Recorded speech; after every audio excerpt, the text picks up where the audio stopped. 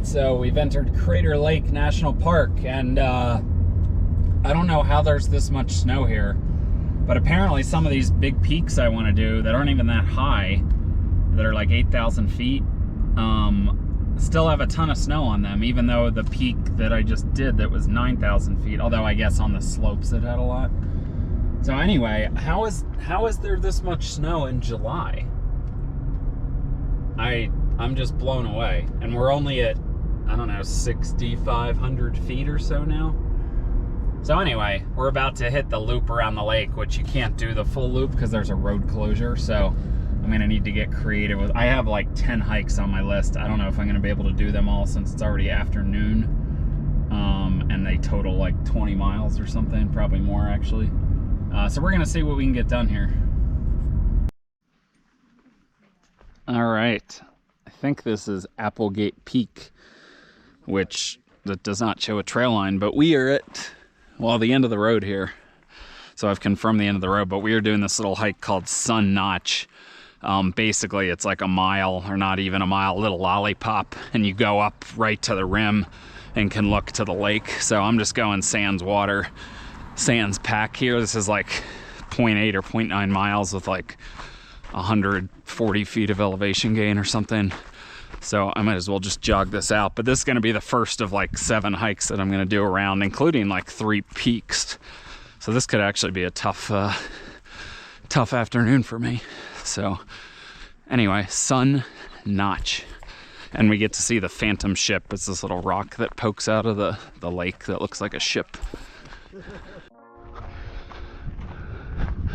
All right, we've climbed up through treacherous snowfields, and here's your payoff. Wow. There's your Phantom Ship, your Phantom Shiprock, whatever it's called. Wow. Look at how gorgeous this water is. Some other little overlook points. I guess I'm over the fence, but this is quite a steep gully, which presumably gets pretty vertical. I don't know if you could get down to the water this way, but that's Wizard Island out there, by the way, which I'm so disappointed I'm not going to be able to take the boat over there, which I did so I was here 6 years ago, a little less than 6 years ago. Took the boat over to Wizard Island, hiked around the coast, hiked up to the top, went down in the crater, was awesome, went swimming in the lake. It was much warmer, it was August then, so it was like a month later, but yeah, quite a bit more snow now. There's Thielsen. See that mountain out there? That one, that is what I was just on top of. Pretty cool. And you can see much more of the lake now. And there's the Phantom Ship. It feels so good up here.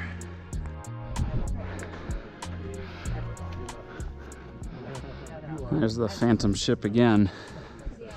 Great view of Thielsen out there.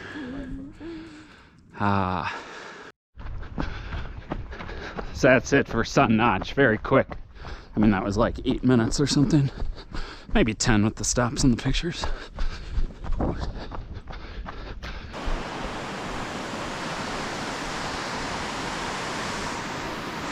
So we've stopped on the road to look at, this is Vidae Falls.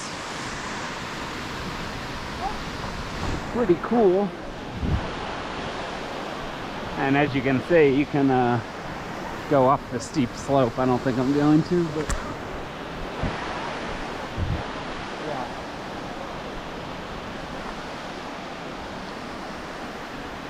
Pretty cool indeed. I like this slope sort of. But yeah, cool waterfall. So Vidae Falls. All right, quick stop. Good view of Wizard Island. This is Discovery Point. That's what we were just on top of. Yeah, Wizard Island's got this like tail. Swim over there. The water's just so cold here. So yeah, this is Discovery Point. You can see there's plenty of people here. Although not nearly as bad as it was. It's getting late in the day now. So people are getting scared that it's gonna get dark, even though we got 4 hours. So this is the Watchman It looks like you gotta walk quite a bit on a snow slope here, which is kind of steep. And not that traction devices would help, because the snow is probably a little soft, but it does look a little steep in some places, so I'm just not gonna do it. I've been up on top of this before. It's only like 400 feet up. It's a quick little thing. And there's also a sign that says it's closed due to hazardous conditions, but there was also that sign on Garfield Peak, and that was an easy walk up. So I don't know what the park's doing, just displaying their incompetence. They also told me that they thought Mount Scott, you'd have to trudge through a bunch of snow, and it looks like it'd be completely clean all the way to the top. So I don't know what that's about. So the Rhino one is not the Watchman, but good view of the Wizard himself. Went around Wizard Island. You go around these coves and get all around this turquoise water. So I wrapped, let me see if I can get it. I wrapped around somewhere there and was like down here, and then went around and got the boat back over there. And that's, I'm pretty sure that's Mount Scott over there. So I forgot how crazy of a parking lot this was. Luckily it's 5 o'clock, so there are spots, but the parking lot's basically full and there's people everywhere with big packs. The boat's not even running. Why is it so crowded? I have no idea. But this is Cleetwood Cove.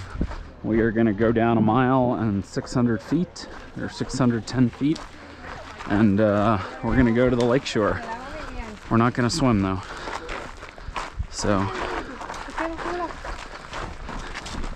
oop. I'll tell you already, this is gonna be annoying. I'm not gonna be able to run at all. Well, lo and behold, after the initial flurry of people, I got some room to stretch my legs. And it works out because people see me coming.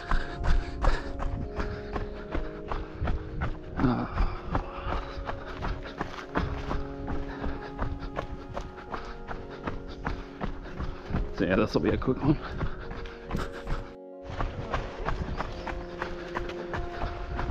All right, 7 minutes later, maybe 8.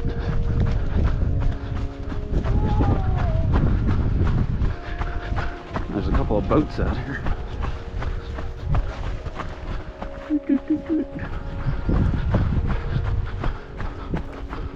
This guy's filming.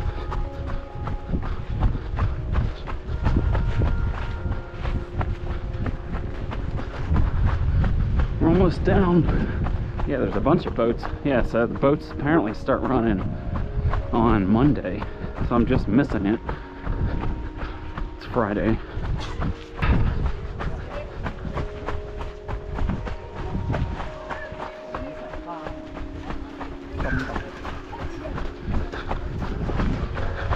Maybe the boats are practicing.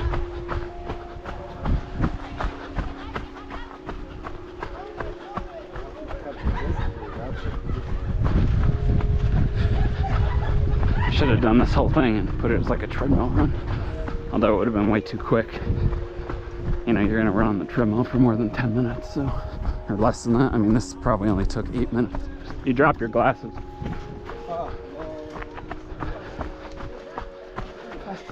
See that? Another good deed. Another good deed for the day. Yeah, so there's Scott, Mount Scott, I believe. We're down. Maybe I'll go down and take a picture.